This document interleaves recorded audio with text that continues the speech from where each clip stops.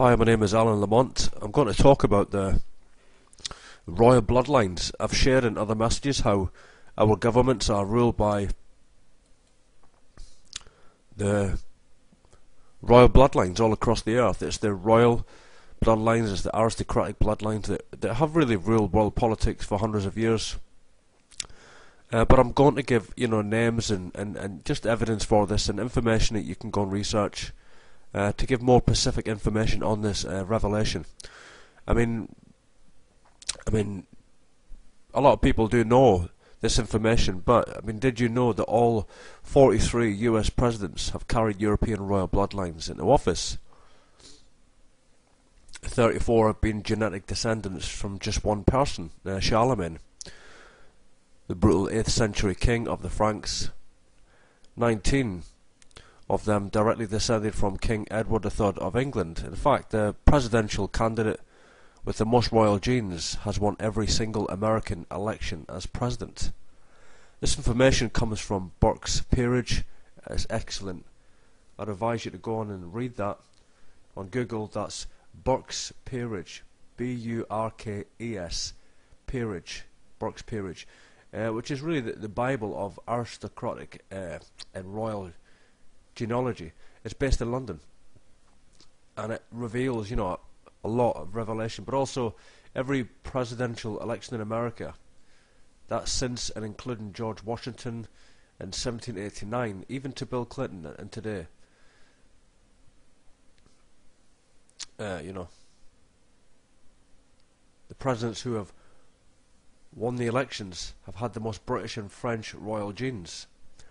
Of the 42 presidents to Clinton, 33 have been related to two people: Alfred the Great, the King of England, and Charlemagne, who, was the most famous monarch of France.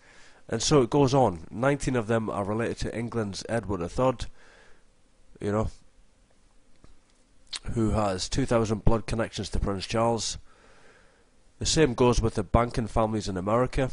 George Bush and Barbara Bush are from the same bloodline. The Pierce bloodline, that's what it's called, which name is changed from Percy when it crossed the Atlantic. Percy is one of the aristocratic families of Britain to this day. They were involved in the gunpowder plot to blow up Parliament at the time of Guy Fawkes. I'll share more, but really there's other information I'll bring, but the royal bloodlines do control parliaments, politicians, and that's the truth. They are connected to royal households through bloodline. That's the presidents, the prime ministers. This is the system of control that has been established. This is the establishment. This is the establishment. Secret is kept hidden, and that's the truth. So it's not just that they are alumni trained, that they go to Jesuit universities, that is these presidents or prime ministers. It's not even just that they're subordinate to Rome or the Vatican, or that even the royal households govern them.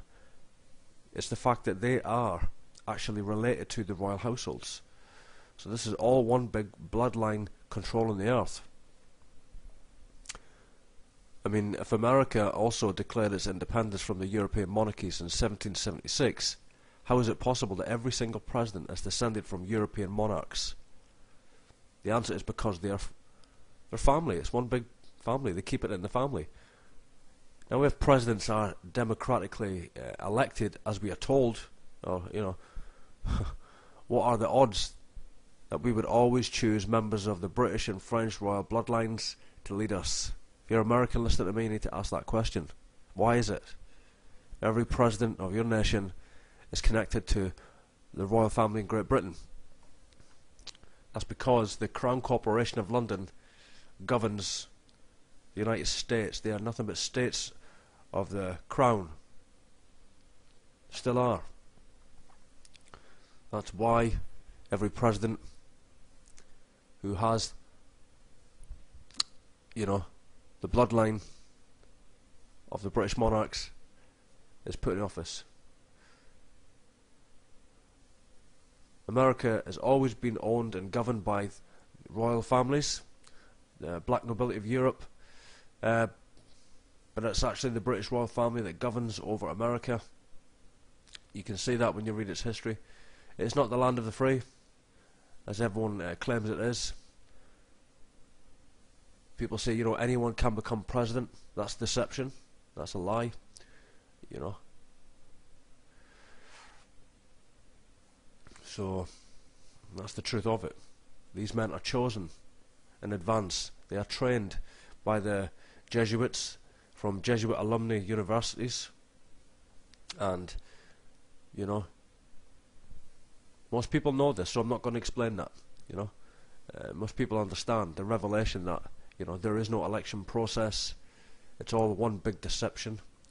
You know, they know who they're going to position into power, and they're all, you know, one big bloodline. I mean, okay, you know, more revelation here. You know, the New England Historic, the New England Historic Genealogical Society traced connections that the U.S. American presidents, George W. Bush himself, is directly related to 16 former U.S. presidents, including George Washington, Franklin Pierce, Abraham Lincoln, Ulysses Grant, Rutherford B. Hayes, James Garfield, Grover Cleveland, Teddy Roosevelt, William A. Taft, Calvin Coolidge, Herbert Hoover, Frank D. Roosevelt, Richard Nixon, Gerald Ford. George W. Bush was related to 16 former U.S. presidents. Bush also is closely, and obviously, you know, Obama's president today, but I'm covering it because Bush has more connections to this, you know, British Empire royal bloodline. Bush is closely related to the King of Albania and his kingship with every member of the British royal family in the House of Windsor. He's related to 20 British dukes and the 13th cousin of Britain's Queen Mother and her daughter Queen Elizabeth. He is the 13th cousin, once removed from Prince Charles, and has direct descent from King Henry III, Charles II, Edward I of England, through the House of Windsor, and King Henry III. And the Bushes and Bill Clinton are genetically related as well. According to Burke's Peerage, also, even according to the official genealogy, Bill Clinton actually is genetically related to the House of Windsor, the present royal family in Britain, and to every Scottish monarch, to King Henry III of England, and to Robert I of France. In 2004, George W. Bush ran as Republican against Democrat John Forbes Kerry, who was actually also his 16th cousin, so Kerry and Bush were cousins. These cousins, related to the same British and French monarchs, are also a secret society, members of the infamous Skull and Bones fraternity, the Tomb at Yale, which is actually governed by the Jesuit order. John Kerry descends from King Henry II of England and Richard the Lionheart, who was the leader of the Third Christian Crusade in 1189. He also has links to royals in Albania, Sweden, Norway, that's royalty, in Albania, Sweden, Norway, Denmark, Russia, Persia, France, but still not enough royal genes to top Bush. Early in 2000 we see the same story. You know, you saw the whole thing. George W. Bush in 2000 ran against you know, Al Gore, and you know, won the election. Now Al Gore is a descendant of Edward I, here we go, Roman Emperor Louis and Charles II, and Al Gore is a direct descendant of Charlemagne, which makes him a distant cousin of Richard Nixon. Oh God, you know, all one big bloodline. George W. Bush. So the top Democrat candidate against Bush in 2000 and 2004 were actually cousins. So there you go again.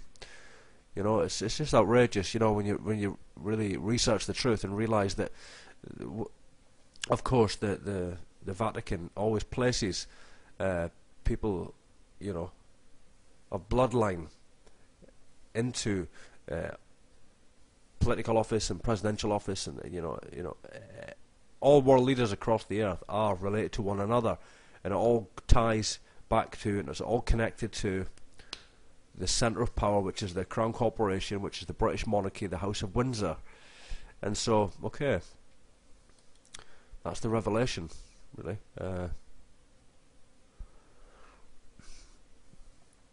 I mean, the British line goes back from Prince William and Harry through Prince Charles and Prince Diana, well, previous Diana, to Queen Elizabeth II, King George, King Edward, King Victoria, King Edward, King George. Then it passes through King James, the first who ordered and financed the most widely read version of the Bible. Before James came Mary Stuart, King John, and then, you know, he was the signer of the Magna Carta. And back to the Plantagenet and Habsburg dynasties under the Roman Empire. Other branches carried the bloodlines to Scotland, Austria, Germany, Spain, Sweden and Mexico. This same bloodline also includes key Scottish families like the Lords of the Galloway, Napoleon Mary Louise of Austria, who married Napoleon Bonaparte, Kaiser William II, the King of Germany. Really, what I'm revealing here is that not just the British monarchy, but all, listen to this, all royal houses across Europe are all related. That's right, and they all rule. And all of the politicians and presidents that we see ruling our governments, they are all distant cousins, or they are all related to these royal households. They serve these royal households. They are ruled over by the royal households. That's the real structure. And so, you know, I'm bringing that out again, but with more information. And I'm going to do more on this because it's a very, very interesting subject.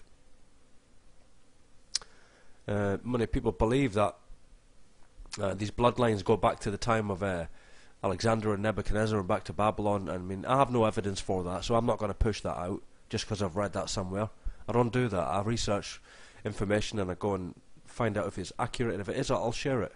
But I don't know if it goes back to Babylon. I wouldn't say that. And people that push that information, they've got to be careful, that because they don't actually give any evidence for that. I find that people can say, you know, even that they're reptilians, you know, the House of Windsor, reptilian bloodline and all of this, and David Icke pushes that. Not one bit of evidence for that. It's just a theory. And the same with all of these religions, all of these royal bloodlines in Europe, all, you know, you can trace them back to Babylon. Everyone that says that never brings any evidence, so I'm not even going to go down those roads, you know. No way. Just bring truth, and that's it. So, also, Obama, here's just another one to throw in. Obama is the 8th cousin with Dick Cheney. Did you know that? Obama is related to Dick Cheney. And they're 9th cousins. Also with Brad Pitt. He's descended from 6 other US presidents, and he and his wife are members of the globalist CFR secret society working towards world government. And also, did you hear that Hillary Clinton is related to Madonna? God, you know. And Angelina Jolie. Jolie works for the UN, and she's also a CFR as well. It's all one big royal family, folks, that's it. Ruling our nations, ruling our governments. It's the monarchs that rule. And that is the true revelation of the New World Order. And I want to bring that out. If you want to give some feedback, you can. You're welcome to. You know, I'm going to put this full article on my my blog. You can read it, because I'm actually, you know, reading off an article, and you can read that. So I'll put it on. Okay. You can see the